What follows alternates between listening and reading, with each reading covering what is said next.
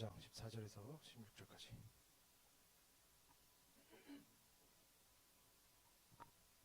네, 함께 읽어보겠습니다. 디모데전서 3장 14절에서 16절. 조금 그렇게 짧지도 않고 길지도 않은데 그냥 함께 읽어볼게요. 내가 속히 내게 가기를 바라나 이것을 내게 쓰는 것은 만일 내가 지체하면 너로 하여금 하나님의 집에서 어떻게 행하여야 할지를 알게 하려 함이니 이 집은 살아계신 하나님의 교회요 진리의 기둥과 터니라. 그도다 경건의 비밀이여 그렇지 않다 하느니 없도다. 그는 육신으로 나타난 바 되시고 영으로 의롭다 하심을 받으시고 천사들에게 보이시고 만국에서 전파되시고 세상에서 믿음 바 되시고 영광 가운데 올려주셨느니라. 아멘. 네, 여러분 오늘 이제 하나님의 집, 교회는 뭐다? 성도들의 모임이라고 하는 표현도 있지만 오늘 포인트는 뭡니까? 성도들의 것이 아니다. 하나님의 집이다. 이런 얘기인데 그리고 먼저 이런 생각을 한번 해봤으면 좋겠어요. 여러분 그런 생각을 하십니까? 하나님께서 내 인생의 주인이시다. 내 몸과 마음과 내가 가진 모든 것, 능력과 지식이 내 것이 아니다. 하나님의 것이다. 그런 생각을 하십니까? 그런 신앙 고백은 하죠. 그렇게 마음에 와닿지는 않더라도. 그러면 여러분 어떻게 삽니까? 못난 것도 많아요. 그죠? 여러분 못난 거 없나요? 저는 못난 게 많은데 뭐 내 게 아니고 하나님 거니까 예, 뭐 생긴 대로 살면 되지 뭐. 예, 그렇게 오래 사는 것도 아닌데 이렇게 생각을 하고 또 조금 그나마 쓸만한 것들이 있으면 여러분은 어떻게 생각하십니까? 저는 뭐 그런 생각도 듭니다. 하나님 뜻대로 내 것이 아니기 때문에 하나님 뜻대로 사용하지 않으면 벌을 받을 수도 있겠다. 그런 생각들을 많이 하곤 합니다. 여러분들도 어떻게 생각하시는지 모르겠어요. 하나님께서 그리고 지금 여러분들에게 주신 것들 뭐 못난 것도 있고 잘난 것도 있는데 어떻게 생각하고 어떻게 관리를 하고 어떻게 내 것이 아닌 하나님의 것으로 여기고 사용하고 있는지 좀 고민해 보셨으면 좋겠습니다. 그거 고민해 보면서 오늘 본문 보겠습니다. 14절 별로 어려운 내용 없고 사도 바울이 지금 디모데를 만나고 사도 바울이 디모데를 만나고 싶습니다. 그리고 에베소 교회를 방문하고 싶어요. 에베소 교회 문제도 많고 디모데 우리 이제 사랑하는 디모데 못 본 지 오래됐으니까 만나고 싶어요. 근데 상황이 그렇지 못하다. 내가 너무 바쁘다. 그래서 편지를 먼저 쓰게 되었다라는 겁니다. 내게 속히 너에게 가기를 바라나? 이것을 쓰는 것은 내가 바빠서 못 가니까 쓴다. 이런 내용이고 15절을 보겠습니다. 15절 이렇게 나옵니다. 너로 하여금 하나님의 집에서 어떻게 행하여야 할지를 편지를 쓰는데 어떤 내용을 쓴다? 어떻게 행하여야 할지를 이라고 번역되었는데 여기에는 이 표현에는 의무의 개념이 들어있습니다. 반드시 무엇을 해야 한다. 이렇게 살면 좋겠다라는 권면이나 희망이 아닙니다. 반드시 해야 된다. 반드시. 의무를 뜻하는 의미가 들어가 있고 그러니까 지금까지 디모데전서에 나온 내용들을 다 아우르는 표현입니다. 어떤 내용들이 나왔었어요? 자격, 직분자의 자격, 감독의 자격, 집사의 자격 이런 것들을 이런 자격들을 갖추어야만이 직분을 얻는다. 이런 자격들을 갖추어야만이 뭐다? 하나님께 쓰임 받는다. 이런 내용들이 있었는데 뭡니까? 이런 자격들을 갖추면 좋겠다가 아니라 반드시 갖춰라. 이것이 너의 의무다. 명령하는 겁니다. 하나님을 믿는 사람이라면 어떻게 해야 된다? 반드시 이러한 자격들 우리가 어떤 자격들인지 궁금하시면 앞에 보시고 이런 자격들을 반드시 갖추어야만 한다. 그런 의무가 있다. 이런 내용입니다. 그렇기 때문에 디모데전서의 내용들은 이제 감독은 이러이러한 자격을 갖추면 좋겠다. 집사는 이런 모습이면 좋겠다. 이런 추천하는 게 아니라 이렇게 자격을 갖추고 직분을 감당하고 봉사를 하고 하나님의 자녀로 살아가야 순종하는 것이고 자격을 갖추지 않으면 자격을 갖추려고 노력하지 않으면 뭐다? 불순종하는 것이다. 범죄하는 것이다 라는 거예요. 왜? 우리의 인생이 내 것이 아니기 때문에 하나님의 것을 이제 하나님의 마음대로 할 수 있는 권리가 있으신 거죠. 그래서 우리에게 의무를 요구하시는 겁니다. 그래서 자격을 갖추지 않는 자, 불순종하고 범죄하는 자다. 이런 의미가 되는 겁니다. 보통 이제 권면만 하고 끝내는데 이렇게 살아라 저렇게 살아라 하고 끝내는데 아마도 당시에 이런 내용들을 권면을 반복해도 사람들이 잘 지키지 않았던 것 같아요. 그렇기 때문에 오늘 다시 덧붙이는 거죠. 뭐라고? 어떻게 행하여야 할지를 이렇게 반드시 이렇게 행해야 된다. 이런 표현들을 덧붙이는 겁니다. 잘 듣지 않으니까. 하나님의 자녀라고 하면서 직분을 얻는다라고 하면서 자격을 갖출 생각은 하지 않으니까. 그것들에 대해 반드시 필요한 것이다. 그냥 추천하는 게 아니다. 반드시 이러한 모습을 갖추어야만 한다. 이렇게 요구하는 거죠. 뭐 우리가 그런 생각을 할 수가 있습니다. 신약시대 때는 사람들이 뭐 옛날 사람이니까 무식하고 생각이 없고 순진하고 그래서 뭐 이렇게 편지에다 쓰고 시키면 시키는 대로 다 했고 뭐 지금은 다르다. 뭐 세상이 갈수록 악해진다. 뭐 상황이 복잡해진다. 뭐 사람들이 똑똑해져서 뭐 자기 알아서 하는 거다. 뭐 이런 생각들이 뭐 시대가 다르다. 이런 생각하기가 너무나 쉬운데 사실은 뭡니까? 그때나 지금이나 똑같았다는 겁니다. 옛날 사람들이 뭐 시키면 다 순진해서 말 잘 들었으니까 그렇지 않다는 거죠. 아무리 겉면에도 듣지 않으니까 너네 반드시 이거 해야 된다. 안 하면 심판받는다. 이런 얘기를 하는 겁니다. 그때도 이런저런 이유로 막 핑계를 대는 거예요. 온갖 이유를 만들어서. 아, 그치. 하나님 말씀대로 살아야지. 근데 난 이래서 어쩔 수 없고, 저래서 어쩔 수 없고, 이래서 화가 나서 화를 낼 수밖에 없었고, 이래서 거짓말할 수밖에 없었고, 자랑할 수밖에 없었고, 교만할 수밖에 없고. 우리가 어쩔 수 없이 눈치가 보여서 관계나 상황 때문에 하나님의 말씀과 상관없이 살 수밖에 없었다. 사람의 생각대로 내가 자격이 없어도 직분을 취할 수밖에 없었다. 왜? 하나님 말씀 알지? 하나님 말씀 아는데 상황이 그렇지 않지 않느냐? 이렇게 그때나 지금이나 똑같다는 겁니다. 뭐 이런 일들이 자주 있지는 않지만 이런 것들도 분명히 있죠. 그로 인해서 그리고 어땠다? 신약시대 때 교회에 많은 문제가 생겼다. 자격이 없는 사람들이 어떤 권위를 가지려고 하기 때문에 문제가 많이 생겼다는 겁니다. 사도 바울은 이렇게 하나님의 그래서 강조하는 겁니다. 뭐라고? 하나님의 말씀은 우리가 반드시 지켜야 하는 의무다라는 것을 강조하는 것이죠. 그리고 옛날에도 그랬고 지금도 마찬가지입니다. 도둑질하지 말라. 뭐 하나님 말씀 어떤 거 나옵니까? 도둑질하지 말라. 음주감하지 말라. 분노하지 말라. 자랑하지 말라. 이런 권면들에 대해서는 우리가 이것들을 잘 지키든지 지키지 못하든지 일단은 반박하는 일 없이 잘 받아들이지만 어떤 것들은 그렇잖아요. 뭐 살인하지 말라 이런 거 우리가 받아들이죠. 하지만 뭐 이런 문제 디모데전서 예를 들어서 직분에 관련된 문제에는 신약시대와 똑같이 그런 경우들이 있는 겁니다. 직분뿐만이 아니죠. 어떤 것들은 우리가 그래요.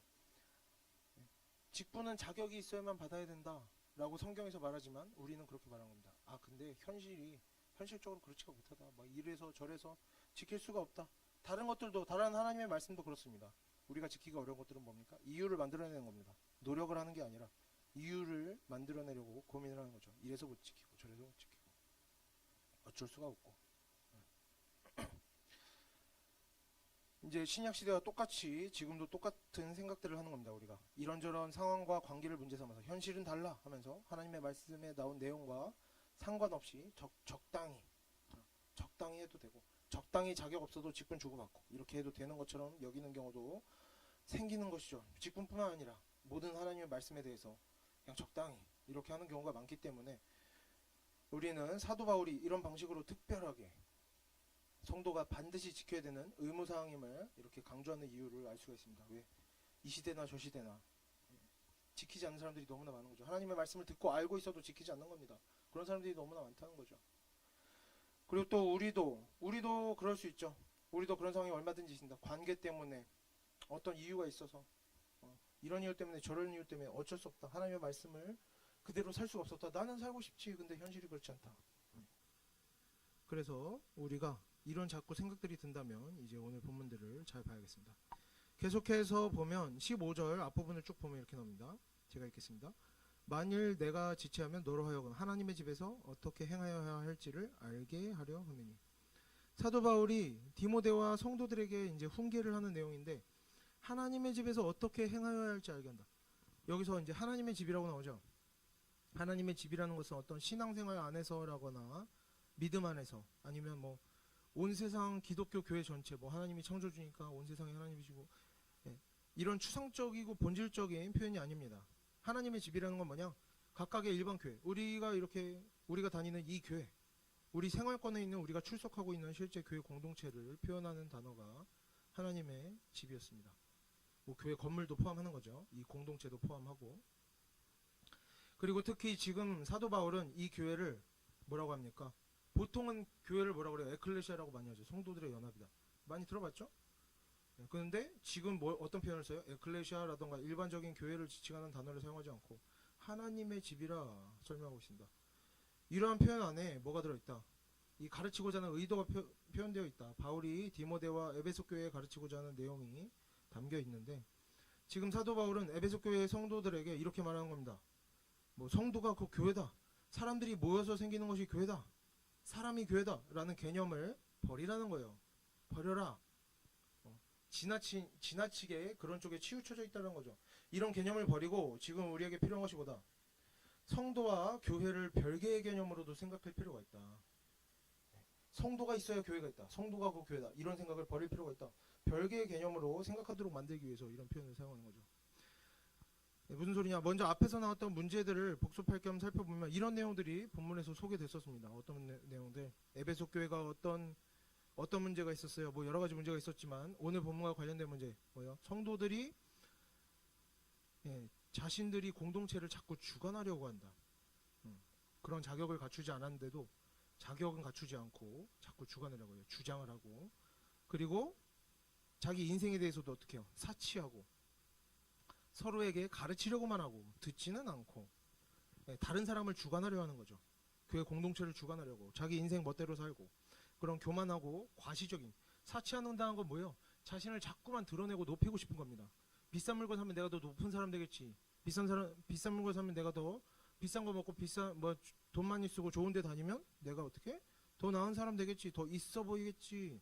이렇게 하면서 교만함 문제들, 과시적인 그런 태도들을 가지고 있었습니다. 에베소 교회 성도들이. 그리고 또 교회 안에서는 성경을 듣고 배우는 데에 힘쓰지 않고 어떻게 했다? 이 사람 저 사람 만나고 잡담을 나누고 서로 비방하는 데에 지나치게 많은 시간을 사용했다. 내가 말하는 게 중요한 거죠. 듣고 배우는 게 중요한 게 아니라 왜? 자신이 중요한 겁니다. 자신이. 그러니까 자꾸 말하고 싶은 거예요. 이런 내용들이 소개가 된 겁니다. 에베소 교회 분위기가 어땠는지 알겠죠? 그래서 이런 잘못들이 생겨나는데 이런 잘못들이 어디서 나오느냐 지금 사도 바울이 지적하는 겁니다. 본질적인 문제를 문제의 핵심을 짚어주겠다 이거예요. 왜 이런 잘못들이 생겨나? 에클레시아 즉 성도들의 모임이 교회라는 가르침을 오해하고 잘못 받아들인 사람들이 성도가 그 교회다. 내가 중심이다. 교회 공동체의 존재는 뭐다? 성도에 의해서만 가능한 것이고 오로지 교회는 성도를 위해 존재하는 것이다. 교회는 성도를 위한 자리가 되어야만 한다.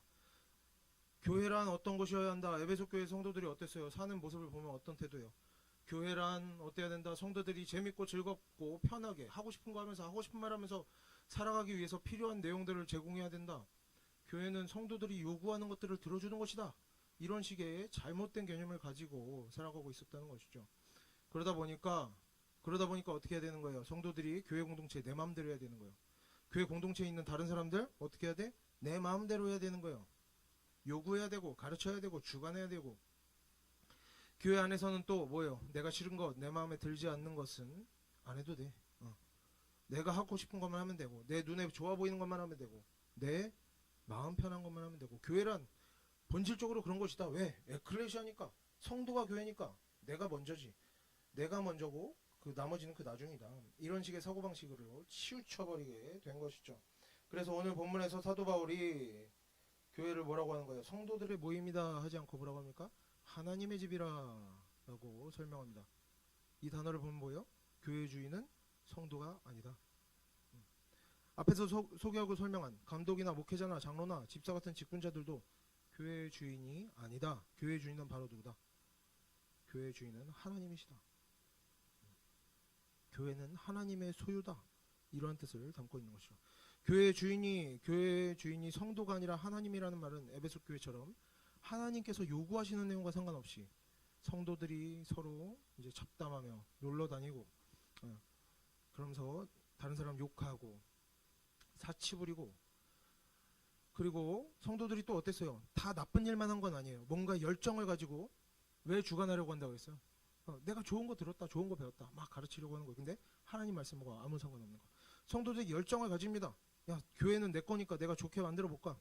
자기 나름대로 좋은 뜻을 가지고 좋은 마음을 가지고 이것저것 뭐요? 하나님의 말씀 상관없이 자기 뜻대로 열심히 주관하려고 하고 가르치고 이런 일들이 교회 안에서 계속해서 일어났다는 겁니다. 그리고 이런 일들이 어떻다? 합당한 일이 아니라는 거죠. 아무리 우리가 좋은 뜻을 가지고 있으면 뭐합니까? 그것이 하나님의 말씀과 상관이 없는데. 교회는 성도들 사이의 친밀함, 많은 대화와 성도들 간의 정신적인 교감과 어떤 공감 같은 것을 통해서 혹은 그런 것들을 위해서 세워져 있는 것이 아니라는 거죠. 교회의 목적은 그게 아닙니다. 교회는 뭡니까? 하나님의 말씀 위에 세워지는 것이고 하나님의 뜻 위에 세워지는 것이고 하나님의 뜻을 이루기 위해서 존재하는 것입니다. 사실은 물론 우리가 전도를 하기 위해서 그리고 우리의 신앙이 연약할 때 신앙이 자라가기 위해서 교회 안에서 위로도 받고 좋은 것들도 누려야 되죠. 그거는 당연한 겁니다. 필요해요. 필요해요. 그래서 막 선물도 서로 주고받고 친해지고 이런 거 중요하다고 생각합니다. 현실적으로. 하지만 이제 궁극적인 목적이 어디에 있느냐, 우리가 어디를 향해 가야 되느냐, 이상적인 어떤 개념에 대해서 이야기하는 겁니다. 오늘은 성도들이 하나님의 집이다라는 건 뭐예요? 성도들이 무엇을 좋아하느냐 싫어하느냐 좋고 싫음의 문제를 떠나서 교회 안에서는 가장 먼저 하나님의 말씀이 성도들의 지식이나 감정이나 취향이나 행위면에서 어떻게 된다? 하나님의 말씀에 합한 것들이 성도들에게 강제되어져야 된다. 싫어도 강제되어져야 되는 거예요. 싫어도 억지로라도 해야 되는 거예요. 하나님의 말씀이면. 그래서 성도들이 계속해서 좋든 싫든 성실하게 하나님의 말씀을 듣고 배우고, 좋으면 열심히 배우고 싫으면 억지로라도 배워서 어떻게 하면 더 하나님의 말씀에 합한 모습으로 바뀌어 나갈까? 어떻게 하면 하나님과 더 가까워질까? 이것을 우리가 고민해야 되는 것이고, 그래서 교회 안에 있는 모든 일들이, 교회 안에서 나타나는 여러 가지 일들이 사람의 뜻이 아닌 하나님의 뜻대로 죄 없이 정직하게 의롭게 아름답게 행하여질 때 그 교회에 어떤 일들이 일어나는 거예요? 열매가 나타나는 것이고 생명력이 생기는 것이고 기적과도 같은 일들이 일어나는 겁니다. 사람의 인생에서도 그렇고 교회 공동체에서는 더욱더 그렇다는 거죠. 그런데 만약에 이렇게 하나님의 말씀에 순종하는, 좋든 싫든 하나님의 말씀에 순종하고 하나님의 말씀에 복종하는 일 없이 그저 디모데전서 본문 앞쪽에서 설명했던 것처럼 교회 안에서 성도들이 각자 자기 자신의 능력과 경험과 지식을 과시하고 하나님의 말씀이랑 상관없이 사람의 뜻대로 주관하고 사람들의 좋고 싫음에 따라서 싫으면 안 하고 좋으면 하고 이런 식으로 일들이 진행되고 교회가 그저 서로 잡담하고 비방하고 사치 부리고 놀러다니고 취미활동과 친목활동과 여가활동에 어떤 위로와 즐거움의 터전으로만 작동하고 교회 안에서 하나님의 말씀과 상관없이 각자 자기를 주장하고 그냥 하고 싶은 것만 하고 그런 일들이 나타나면 그 교회는 어떻다? 더 이상 하나님의 집이 아닌 거죠. 사람의 집이죠. 하나님의 집으로서의 기능을 하지 못하게 되고 그 안에서 어떻게 됩니까? 성도들도 신앙생활을 열심히 한다고 해도 그 신앙이 자라가기가 어렵게 되는 거죠. 힘을 잃어버리는 겁니다. 그리고 계속해서 다음 본문을 보면 이렇게 나옵니다. 이 집은 뭐야? 살아계신 하나님의 교회다. 이제 조금 다른 편이 나와요. 사도 바울은 지금 자신이 디모데와 성도들에게 성도가 교회에서 신앙생활을 어떻게 해야 하는지 그리고 일상에서 어떤 모습으로 살아야 하는지 성도에게 어떤 의무와 책임이 있는지 지금 가르쳐주고 있는데 앞에서 계속해서 그런 얘기 했었죠. 이렇게 살아야 되고 이런 거 하면 안 되고. 근데 가르쳐주고 있는 이유에 대해서 뭐라고 하는 거예요? 이 집은 뭐기 때문이다? 살아계신 하나님의 교회이기 때문이다. 그래서 우리가 이런 것들을 막 잘 지켜야 된다, 잘 살아야 된다 이렇게 설명하고 있는 겁니다. 성도는 교회가 뭐다? 내 것이 아니다. 성도는 교회가 내 것이 아니라 하나님의 것이기 때문에 내 마음대로 할 수 없는 것이 뭐다?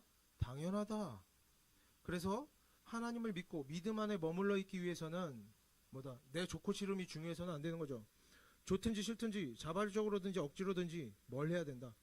내가 하고 싶은 거 하는 게 아니라 하나님께로부터 계속해서 강제적으로 주어지는 그런 하나님의 말씀에 따라 성도들은 의무와 책임을 감당해야 하는 것이죠.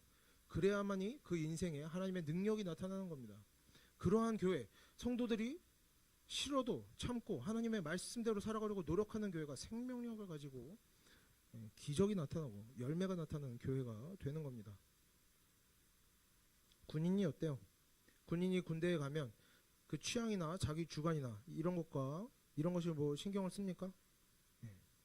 칫솔, 베개, 이불, 빤스, 옷 다 똑같은 거 입죠. 그런 거 없어요. 취향이 없죠. 아닌가요? 가져가서 입었나요? 이쁜 거?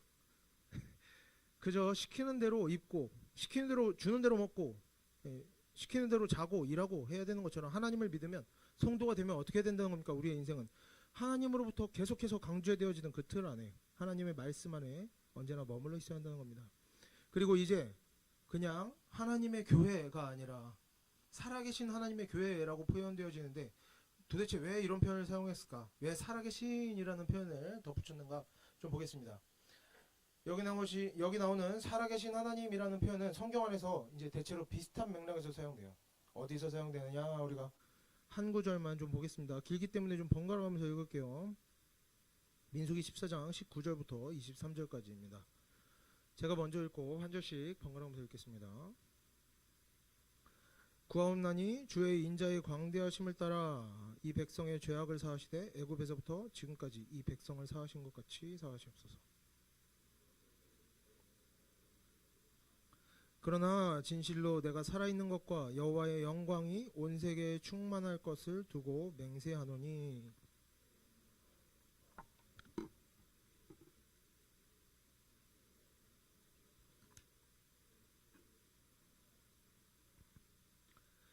내가 그들의 조상들에게 맹세한 땅을 결탄코 보지 못할 것이요 또 나를 멸시하는 사람은 한 사람도 그것을 보지 못하리라. 어떤 맥락이에요? 심판하는 심판의 말씀이죠. 심판의 말씀. 다른 성경에서도 이렇습니다. 뭐 다 찾아보기에는 시간이 너무 지체되니까 한 구절만 봤는데 성경에서는 이렇게 하나님의 살아계심 혹은 여호와의 살아계심이라는 표현은 이제 맹세한다라는 단어와 주로 같이 나타나는데 이렇게 하나님의 살아계심을 두고 맹세한다라는 표현이 구약 성경에서 40번 이상 등장합니다. 40번 이상 등장하는데 뭐 오늘도 말하는 거죠. 의무에 대해서 말하죠. 같은 겁니다. 단어는 달라도. 그래서 맹세는 의무든 책임이든 성도들에게 뭔가 강제한다는 면에서 오늘 본문과 같은 의미를 가집니다. 그러니까 당연히 사도 바울이 오늘 본문에서 살아계신 하나님의 집이라는 표현을 사용할 때도 같은 맥락인 거죠. 어떤 맥락이에요? 예. 구약의 이 살아계신 하나님이라는 표현이 어떤 의미로 주로 사용되느냐? 살아계신 하나님이라는 표현은 대부분의 경우에 약간의 예외도 있지만 살아계신 하나님이라는 표현은 뭐냐? 가만히 두고 보지 않으신다. 하나님은 꼭두가시가 아니시다. 가만히 두고 보지 않으시는 하나님, 심판하시는 하나님, 죄를 내버려 두지 않으시는 하나님, 악한 자에게 벌을 주시는 하나님이라고 하나님이라는 의미를 가진 것이 바로 이 살아계신 하나님이라는 표현입니다. 그래서 맹세라는 단어, 성도에게 뭔가를 강제하는 단어와 함께 등장하는 거죠. 살아계신 하나님께 맹세한다. 너희들이 이것을 지키지 않으면 반드시 벌하실 것이다. 이런 얘기를 하는 겁니다. 이 맹세를 어기면 하나님께서 반드시 심판하실 것이다. 무엇을 걸고? 자신의 이름을 걸고 하나님의 이름을 걸고 맹세하신다. 하나님께서는 결코 이 맹세를 어기지 않으실 것이다. 이런 맥락에서 사용이 되는 표현입니다. 그래서 오늘 본문에서도 마찬가지입니다. 성도의 의무, 성도가 행해야만 하는 일과 살아계신 하나님이라는 표현이 같이 등장하는 거죠. 너희들은 반드시 이렇게 살아야 된다. 왜? 하나님은 살아계시기 때문이지. 살아계시기 때문이다. 이런 표현이 같이 등장하는 겁니다. 이 조합은 뭐예요? 구약과 똑같은 거죠. 구약에서 반복되는 조합과 똑같습니다. 그 의미도 똑같습니다. 성도들이 마땅히 그 행해야 할 의무를 행하지 않으면 하나님의 집이 하나님의 말씀대로가 아니라 사람의 뜻대로, 사람 마음 가는 대로 다루어지면 하나님께서는 결코 그것을 가만히 두고 보시는 분이 아니다. 하나님은 살아계시다 라는 겁니다. 지금 뭐 하는 거예요? 사도 바울이 성도들한테 경고하는 거죠. 경고. 하나님은 너희들이 보는 것처럼, 너희들이 생각하는 것처럼 꼭두각시가 아니다. 결코 가만히 있지 않으실 것이다. 이런 얘기를 하는 겁니다. 우리는 뭐라 그래요? 기도하면서 살아계신 하나님을 만나기 원합니다. 그런 기도 해보셨나요, 여러분?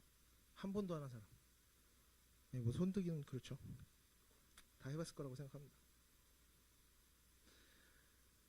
우리는 살아계신 하나님을 만나기를 원한다. 기도하면서도 하나님 만나게 해달라고 기도하는 것은 흔한 기도의 제목입니다. 하지만 살아계시며 쉬지 않고 일하시는 하나님은 언제나 우리의 어려움만 도와주고 문제가 있을 때만 해결해주는 렘페의 진이가 아니라는 것을 우리가 기억해야 하는 것이죠. 하나님께서 물론 우리를 위로하여 주시고 우리의 문제를 해결해 주시지만 그것뿐만 아니라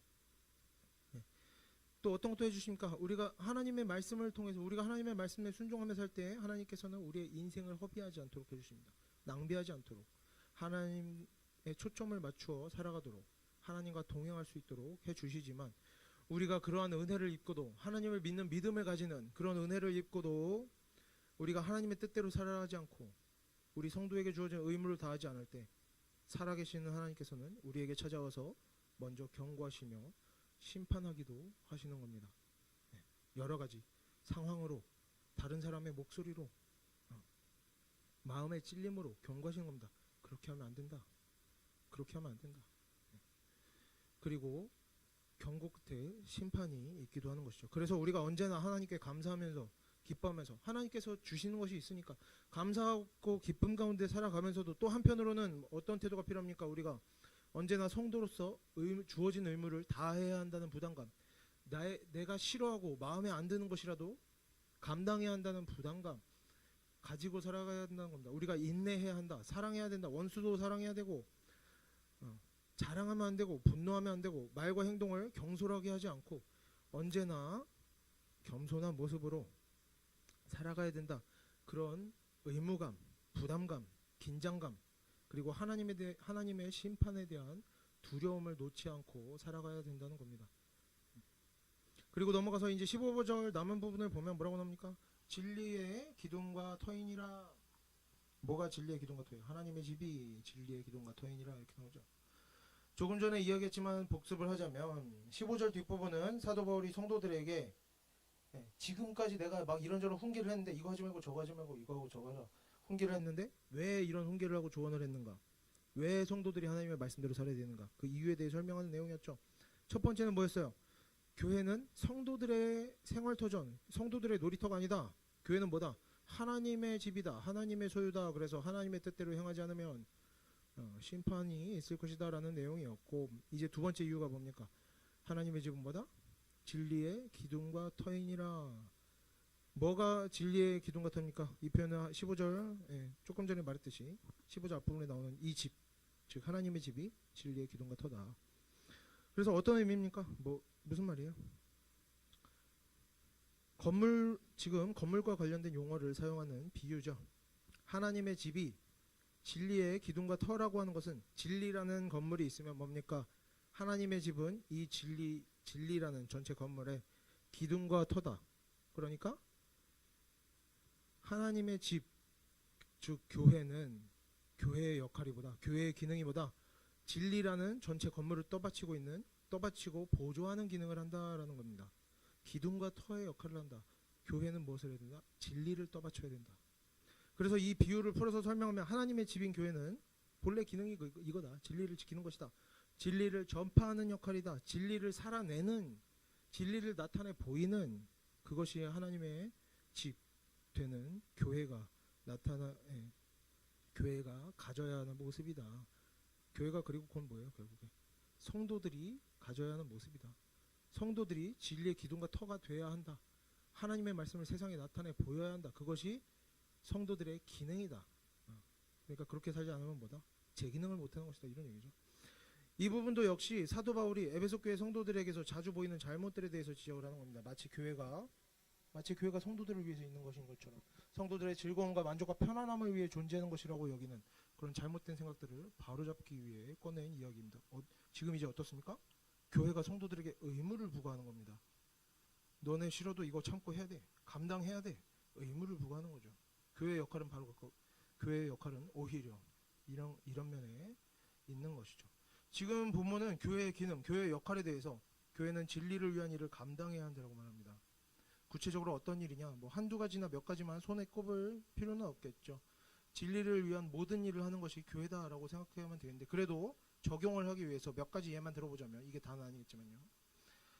교회 안에서 어떤 일을 하는 것들이 올바른 거예요? 하나님의 말씀을 가르치고 배우면서, 또 하나님의 말씀대로 살려고 노력하면서 하나님의 말씀이 보존되고 이어지도록 하고 눈에 보이도록 나타나도록 그렇게 하면서 성도들이 하나님의 말씀대로 잘 살아가도록 서로 간에 도와주고 훈련하고, 또 믿지 않는 사람들에게도 어떻게 복음을 전할 수 있도록 하는 그런 일들을 감당하는 것이 성도가 할 일이고 교회가 할 일이다. 교회의 기능이다. 하나님의 집인 교회라는 것은 바로 이것을 위해 존재하는 것이다. 이런 설명을 하고 있는 겁니다.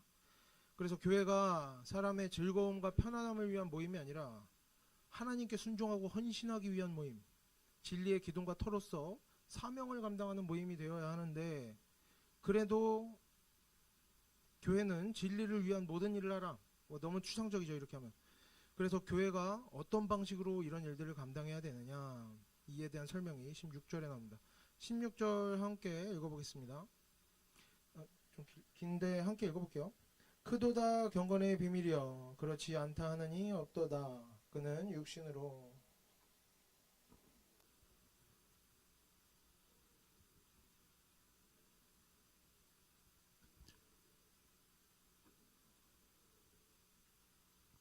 16절을 기니까 짧게 요약하면, 그리스도께서는 영과 육에 있어서 어느 한쪽으로 치우치지 않으셨다. 종합적이고 총체적인 모습으로 헌신하셨다라는 겁니다. 자세한 내용은 이제 조금 더 살펴보고, 뒤에 가서 살펴보고, 앞에서부터 보면 먼저 이렇게 나오죠. 크도다 경건의 비밀이요 그렇지 않다 하느니 없도다.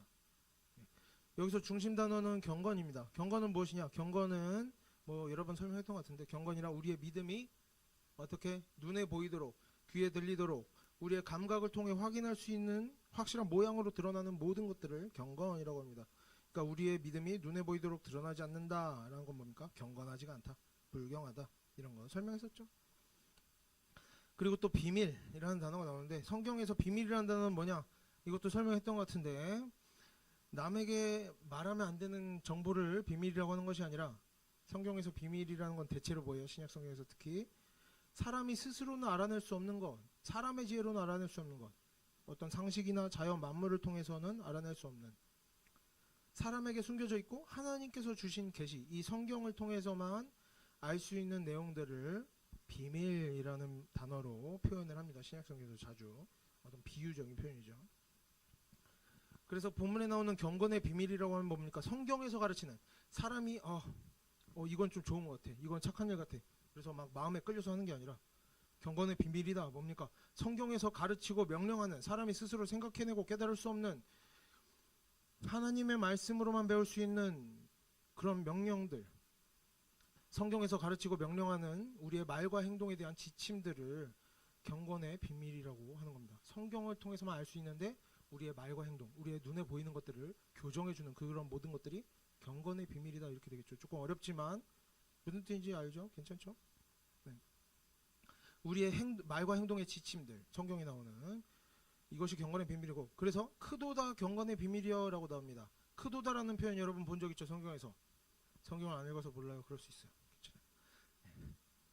안 읽을 수 있지. 나중에 읽으면 되죠. 사도행전에 보면 이런 말 나오죠. 크다 에베소 사람의 아데미여, 이런 표현 나오는데 기억이 나십니까? 여기서 똑같은 단어 나옵니다. 어떤 뜻이에요? 크다 에베소 사람의 아데미여, 위대하다. 에베소 사람의 아데미 신전과 아데미 신은 위대하다. 막 이제 교회 다니는 사람들이 우상 섬긴다고 뭐라 하니까 크다 에베소 사람의 아데미여 하면서 막 박해하는 장면이죠. 자세한 거는 궁금하면 집어서 보시고.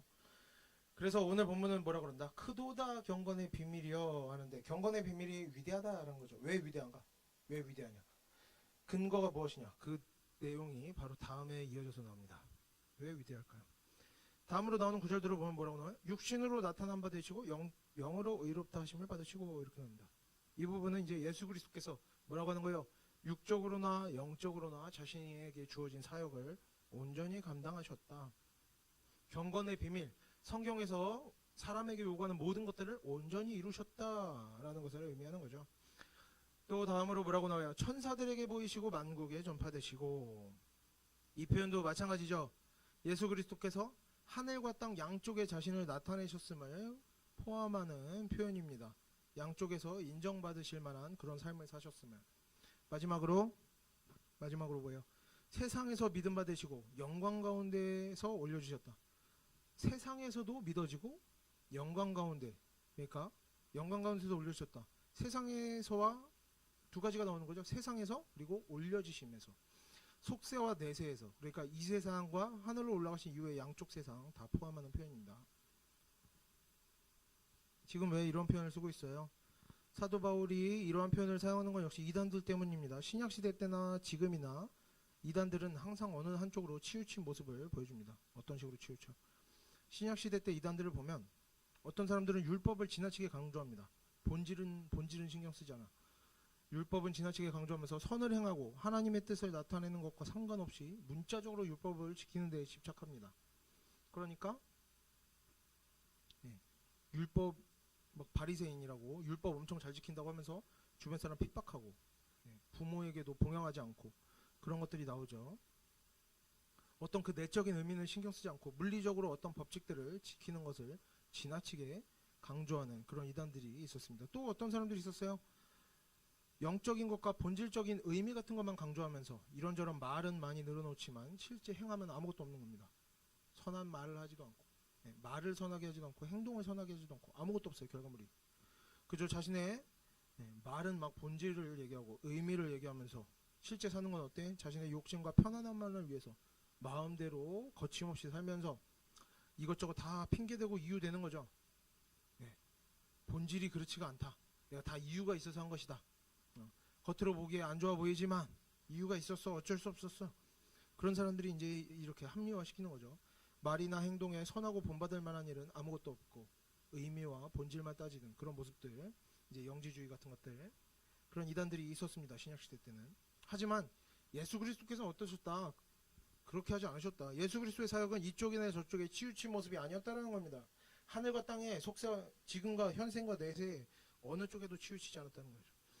예수 그리스도께서는 언제나 하나님의 뜻을 생각하면서도 한편으로는 사람을 돌아보시는, 그렇게 어느 한쪽으로 치우치지 않는 분이었다는 겁니다. 죽은 자도 살리시고 먹을 것도 베풀어 주시고, 먹을 거 중요하다 이거요.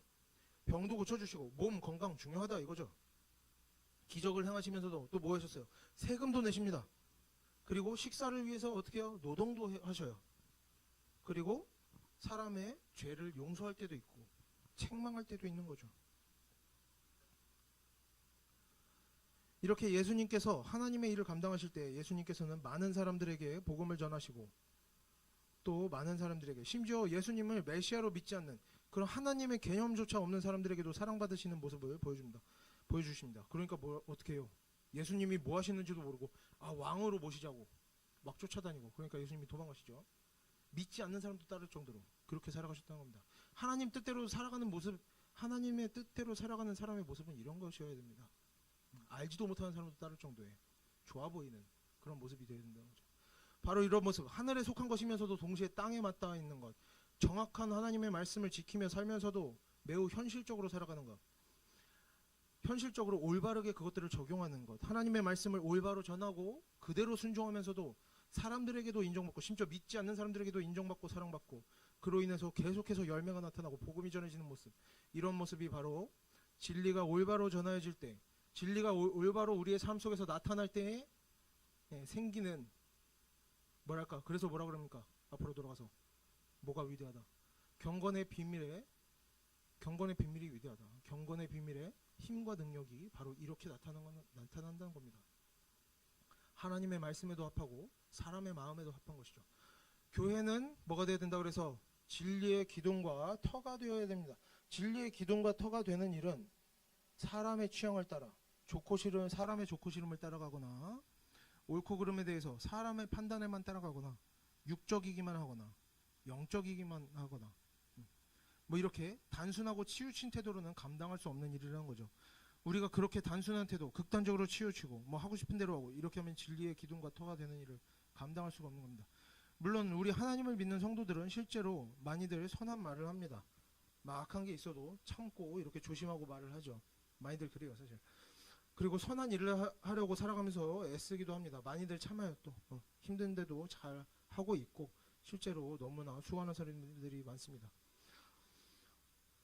하지만 에베소 교회 이단들은 어떻게 하는 겁니까?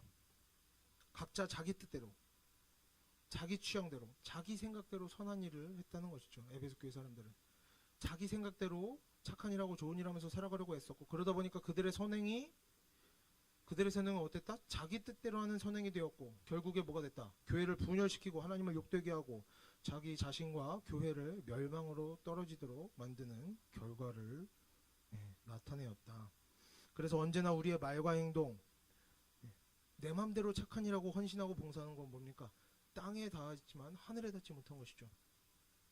그래서 언제나 우리의 말과 행동, 우리의 모든 일상과 신앙생활은 그저 내 생각이 좋고 내 생각이 선한 것보다 먼저 뭐가 되어야 됩니까?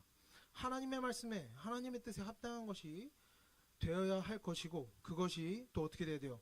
하나님의 말씀에 문자적으로만 합하면 됩니까? 그것이 대충 지식으로만 영적인 뭔가에만 머무르는 것이 아니라 현실적인 말과 행동으로 상황에 적합하도록 눈에 보이고 드러나고 작동하고 열매 맺는 삶이 되어야 하는 것입니다. 예수님께서 사역을 하실 때 뭔가 본질적이고 영적인 것만 하신 것이 아니라 실제로 어떻게 하셨다고?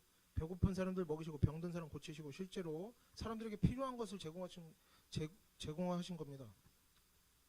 그래서 사람들이 어떻게 했어요? 위로를 받고 기뻐하고 감사하고 그 인생이 죄를 고백하고 마음에 감동이 있으니까 복음을 받아들이기 시작하는 거죠.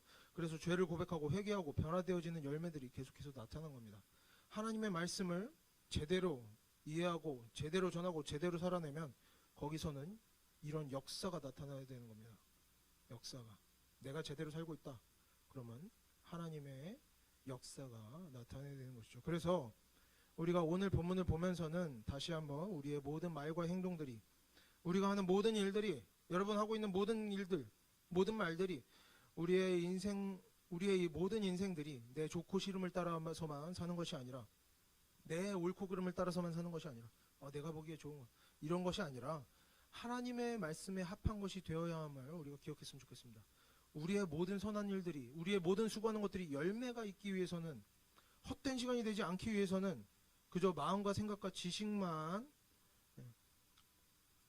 하나님의 말씀에 합할 뿐 아니라, 그리고 그냥 내가 보기에 좋은 것일 뿐만 아니라 하나님의 말씀에 합하여야 되고 어때야 된다? 또 현실적인 말과 행실로 상황과 관계에 적당한 것으로 하나님의 뜻이 잘 나타나야 함을 우리가 기억해서, 이제는 우리가 그저 내 맘대로 내 하고 싶은 대로만 살아가려 하지 않고 또 문자적으로만 이거 이렇게 하면 되겠네, 단순하게 하지 않고 우리가 다 어떻게 해야 되겠어요? 하나님의 말씀을 계속해서 공부하고 알아가고 하나님의 말씀에 순종하며 살아가려고 정말 우리가 노력하면서 하나님께 지혜를 구하면서 우리 모두가 그렇게 하나님께서 기뻐하실 만한 모습으로 살아가는 하나님의 자녀들 되기를 바랍니다.